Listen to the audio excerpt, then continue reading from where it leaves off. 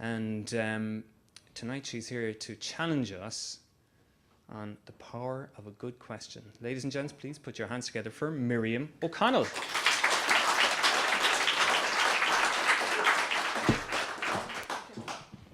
Thanks very much, Aidan. Hi, everybody. So, the power of a good question. Well, let me start by asking you a question. What's the first thing a Kerry-man will answer you if you ask him a question? Another question. Well, being from Kerry myself, I think I'm eminently qualified to talk to you about the power of a good question. Okay, and tonight, I want to kind of get you thinking more about questions, because we're living in a world today where we're constantly looking for answers.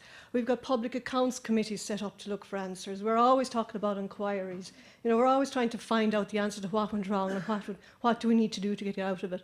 But really, answers are only meaningful and useful if you're asking the right question in the first place. So I'd like to share with you a little bit about how I actually changed my career around from being one where I provided solutions to being one where I actually started providing questions. So I started out life in IT. I worked in IT for about 19 years, and I worked doing everything from programming up to project management and IT management. And I was working in Pfizer. You're probably familiar with Pfizer here in Cork.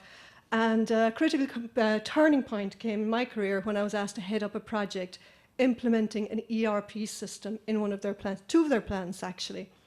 And this ERP system was the Pfizer in-house ERP system. It was going to replace the Warner Lambert one, because these plants were Warner Lambert plants.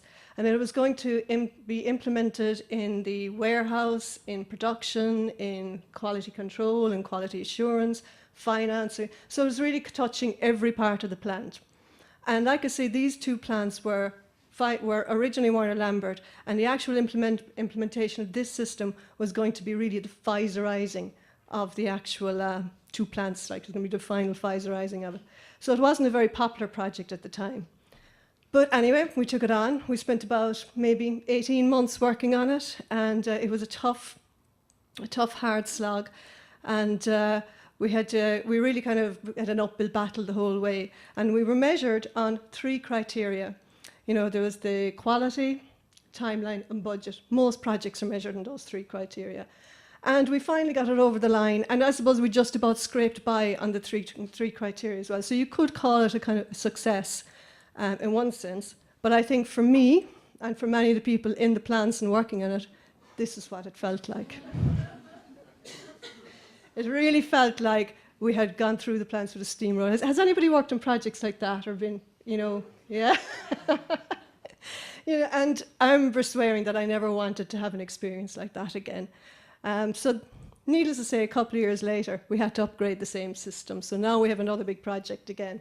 But this time, I approached it completely differently.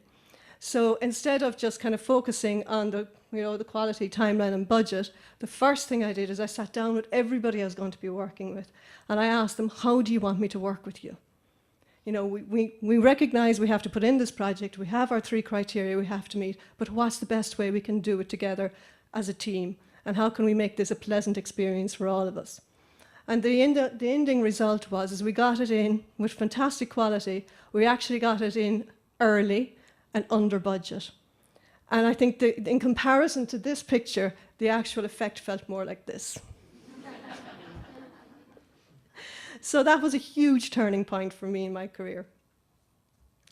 So, like I say, after that, I changed career completely. Still within Pfizer, I moved on to a role called Team Development Facilitator. And this was a role inside the tablet plant, as we used to call it, which is the drug product plant down in Ringaskiddy. And it was like an internal organisation consultancy role. And in this role, I used to work with the teams and with the leaders and with individuals, everything.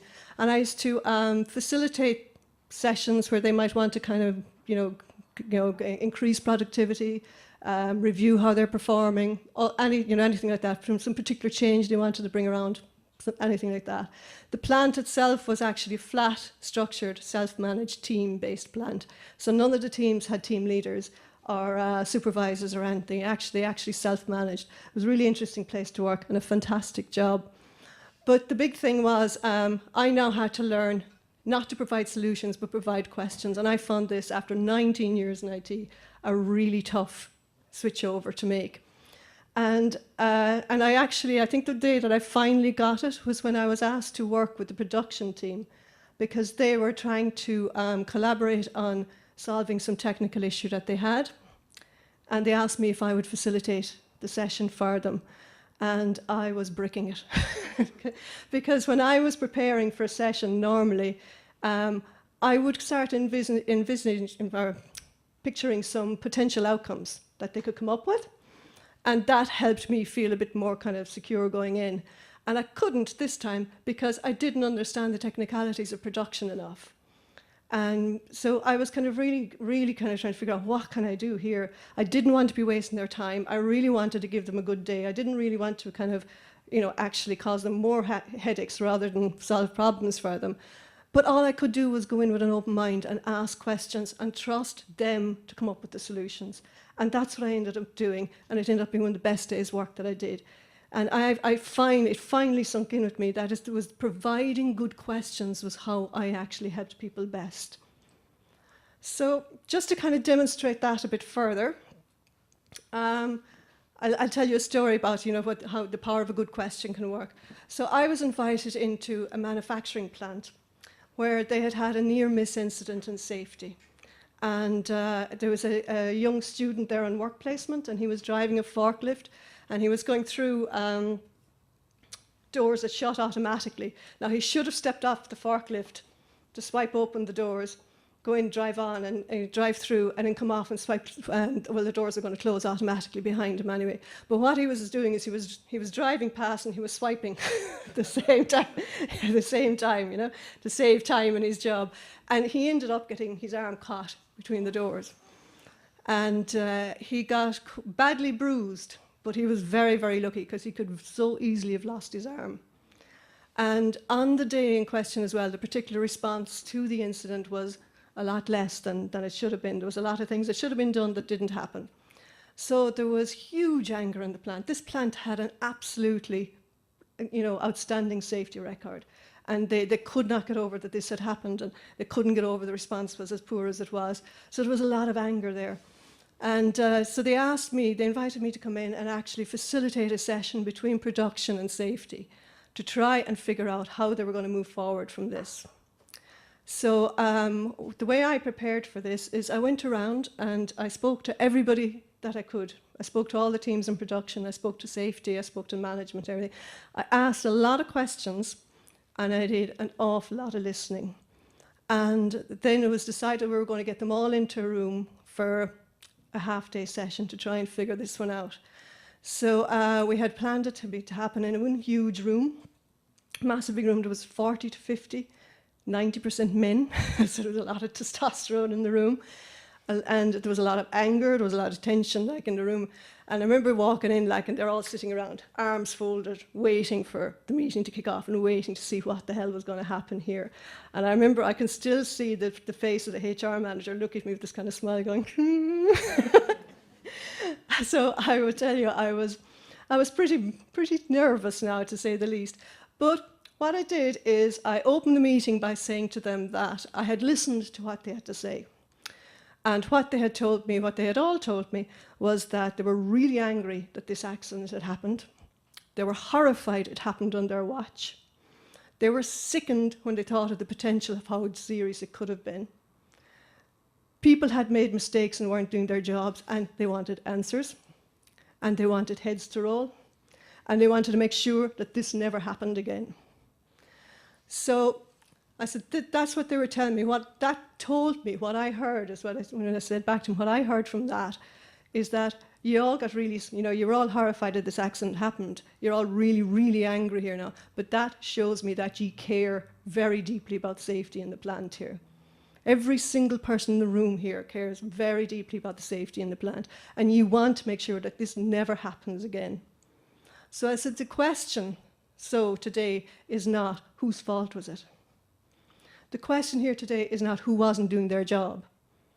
The question isn't who's responsible for letting the culture slip so that the student thought it was okay to break the rules. He admitted that he knew he was breaking the rules, by the way. So the question wasn't who was meant to be looking after the student. The question really here, I said, is how can we make sure, how can you and I, how can everybody in this room make sure that every single person leaves this plant safely every single day from now on? And I looked around at them all and I said, are we agreed that that is the question we should be looking at today? And I looked around at everybody, and everybody nodded their heads and said, yes, we agree. And then we moved on to working in the process that I designed. But that gave me permission to work in the process I had designed. It gave them permission to talk openly about what had happened, what they felt went wrong, and what they think should happen in the future, without fear of being lynched or being blamed. They were able to honestly talk about it. And by the end of 3 hours, we had a complete plan of action designed out for the future of safety in the plant. So that's the sort of difference we make. And the kind of the key qualities in crafting good questions, like that are, so first of all is that a carefully crafted question will cause change to happen immediately. The minute you ask the question, the minute somebody starts thinking about that question, change is starting to happen. And the second thing is that it'll engage people. When you ask a question, a good question, you have to listen for the answer. And by listening to people, you're hearing them, you're seeing them, you're showing them that they matter and that they care. And that means that they will be more engaged in their work. And thirdly, I can't read on here, that's why I have to turn up there. So thirdly, it can point in the direction of a more positive future. And if you craft your question very carefully, you can get people's minds directed in a positive way towards the future that you want for your business. And finally, it fosters ownership of the solution. People will always buy into and back a solution that they helped create. So that's the final key thing about having a good question. So to wrap up, everyone here in the room is involved in business. Many of you might be leaders of teams, or you might have a group of people working for you, or you might, even if you're working on your own. So my challenge for you is that when you go back to your business tomorrow, have a think about what questions you could be asking that will start to deliver the success that you want for your business. So perhaps instead of, how can we beat the competition, maybe it's how can we make sure we're always the favorite of our customers. Or maybe instead of how do we downsize and cut costs, maybe it's how can we be an agile, lean business that always delivers value for money. Or maybe instead of, I don't know, I had a third one, can't think of it.